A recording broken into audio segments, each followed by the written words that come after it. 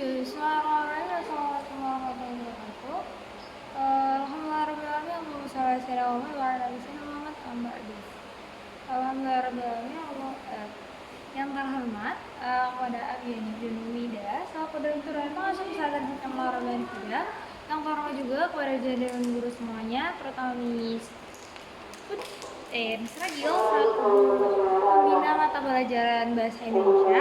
Yang terhormat juga kepada orang tua saya yang ada di rumah, semoga selalu dan teman-temanku semuanya yang menjaga. Oke, perkenalkan nama saya Amira Azura, saya kelas 9 MK Soekarno-Hatta. Di sini saya akan mempresentasikan tentang pelajaran bahasa Indonesia, yakni tentang tanda baca. Nah, di sini tuh ada 4 macam tanda baca. Yang pertama ada titik, yang kedua ada koma, tanda seru dan tanda tanya. Nah, apa sih pengertian dari tanda baca itu? Tanda baca adalah simbol yang tidak ada hubungannya dengan suara, kata-kata, atau frasa bahasa. Nah, yang pertama itu ada titik. Apa kegunaan titik? Yang pertama, titik digunakan pada akhir kalimat sebagai penanda akhir kalimat bahwa kalimat itu telah selesai. Contohnya, ayah baru pergi bekerja. Titik. Terus yang kedua adalah jelas jumlahnya. Ya, biasanya titik juga biasanya digunakan untuk bilangan yang angka yang bilangan ribuan atau kelipatannya, yaitu contohnya kasus COVID-19 tembus 1.000.000 kasus. Titik. Nah, ditembus 1000 tadi itu kan kalau seandainya nggak ada titik, kita harus hitung dulu berapa sih nolnya gitu. Nah, yang ketiga tidak digunakan pada judul. Ya, artikel kayak gini atau tabel grafik yang biasanya itu tidak menggunakan yang namanya judul novel, judulnya aja. Ini tidak ada titik. Yang kedua yakni tentang koma. Yang pertama, koma itu berada di tengah kalimat dalam satu perincian dan penyebut dalam bilangan. Contohnya 1, 2, 3, mulai.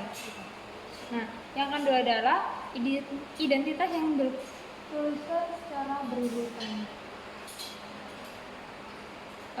Yakni contohnya menuliskan nama, alamat, bagian alamat, tempat, tanggal, wilayah. Ya, contohnya itu kayak tempat tanggal lahir. Nah, tempatnya gimana, ada komanya di bagian bawahnya, baru tanggalnya berapa, bulannya berapa, tahunnya berapa.